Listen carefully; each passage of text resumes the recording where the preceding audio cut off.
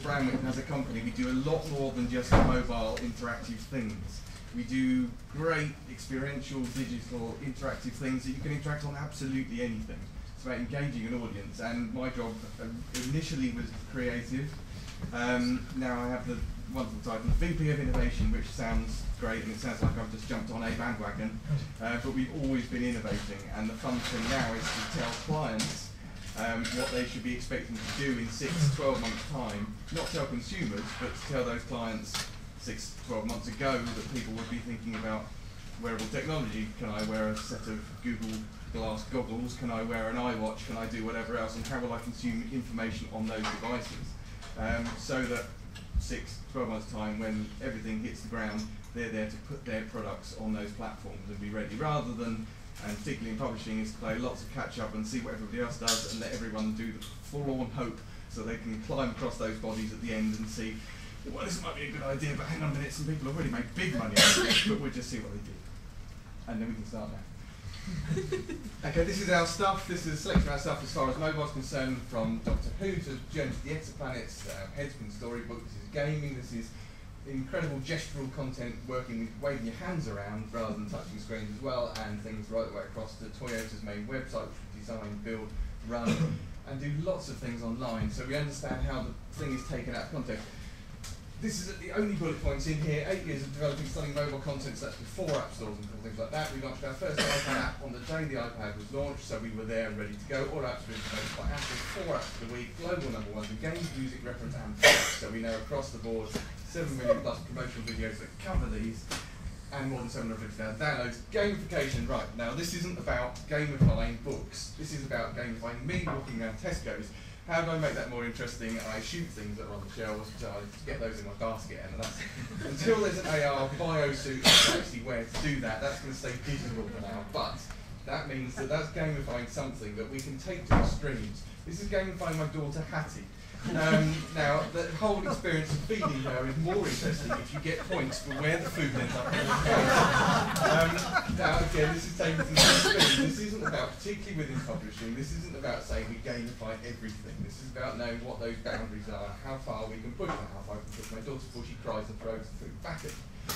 Mark Stauffer. Now, this is coming from the Numinous Place. Now, Mark was the original head of production at Universal Studios, who decided to take himself to Hollywood and become a successful screenwriter. He did that very successfully, always nice to be able to do those and carve out your niche. But then he wrote his first novel, which he took around the big 6 publishers and said, I want this to be interactive, what do I do with it?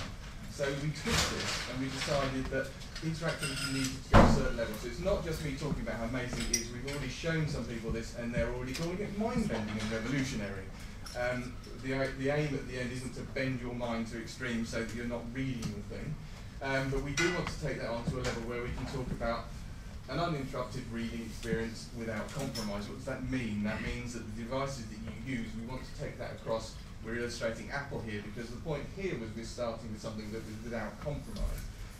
We wanted it to be a reading experience that wasn't restricted by the way the platform works. For instance, if you take things online, it's not about browser, it's not about power and speed and everything else. We wanted this to be the best experience it could be. So we took this to Kickstarter. The original funding gave us a great kickstart, literally, to produce the demo that's produced a number of pages of content, quite a few pages of content that gives a real taster and feel for where this is going and how we're going to work with this. But it also gave us that feeling of community and that people wanted this. So then seamless integration, and this has been about taking a book essentially and a reading experience and not doing what I hate enhanced ebooks that just dump a piece of video over the top with an author talking about something. It's easier with non-fiction than it is with fiction, but if there's ever content integrated within this, it is genuinely integrated, it does not break the narrative. For instance, with live text, this means that the main character is talking about a psychological profile that he took. You get to also take that psychological profile text. At the end result is that the text within the story changes to reflect your results. Again, simple kind of effects to use, but actually it does involve kind of really bringing the reader in. And then, okay, video is not an excuse to change medium. What I really am annoyed by are the simple things, kind of, we don't want to have to solve a puzzle to move on a chapter. We also don't want to have 5 minutes of video to move on. So if video is contained, it's talked about being shown on a smartphone, So you see that video contained. Working with Hollywood is great because they produce these amazing clips for the smartphones. Hold the press, well, effectively, if we're also referencing a newspaper article, I don't want this to take you out to then say, oh, well, then go online and read this and do something else with it. This, because we're using vertical scrolling text and narrative, you're scrolling through the actual text of the article itself, so that's also integrated. So pop-ups with purpose, again, I've said it's already annoyed me with pop-ups that sit over the top with a piece of video that interrupts the narrative, but we want them for a reason. So it's, for instance, you receive a text message that pops up over the top, and it does the thing that you expect it to do in real life, without having those restrictions of a platform. And there's a book within inside a book. There's a graphic novel referenced within the story itself, and that becomes an integral part of the story. The temptation was, as we've explored with a number of graphic novels, is bring that to life. That could be fantastic and interactive. No, it's referenced in a printed graphic novel, so you get to browse and read that novel within the book itself. And then there's hidden depth. So when you get, for instance, you go into a club that takes you deep underground, and there's a series of drawers that are referenced, and it talks about some articles that are found within those drawers. Very simple, it does not take you away from the narrative again, but you open the drawer and you have some extra information on those articles that are within the drawer. Again, it's about integrating that content rather than breaking the narrative.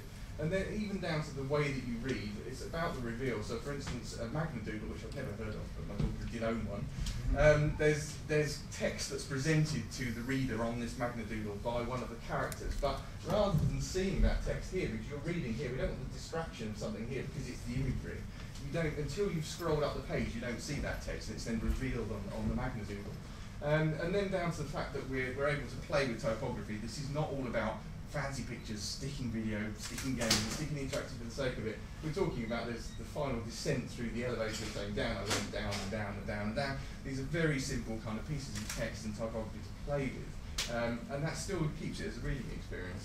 But we still have those irritating pop-ups. They're not irritating in the way that we introduce them, because this is about saying throughout the book you're able to reference the text messages. You're able to go back and view those. You're able to view an interactive moleskin which gives you the text and the notes as you work your way through. And also there's a 3D interactive diagram of the main centre where you're able to reveal the content. You can't see it until you've actually read those pages. So this is the tip of the iceberg of the Numinous Place. What you see here is lots of fun stuff, lots of interaction, but this is 500 pages of story that will be interspersed with this level of interactivity. So it's not fast and frantic, it's still that reading experience that you're all used to. The door is still open for any kind of interested parties for investment. What we've built here is essentially a platform that will work with great content. We have great content. It was a great opportunity to kick this off with a piece and an author that wanted to kind of push, but not push it too far, because he works in the world of film. He's sat out there in Hollywood, and he loves the idea of this being a 3-movie deal, because he understands that they will be movies. A movie is not a moving book, it's a movie. We understand that there's very different platforms involved here, but we would push what a book can be.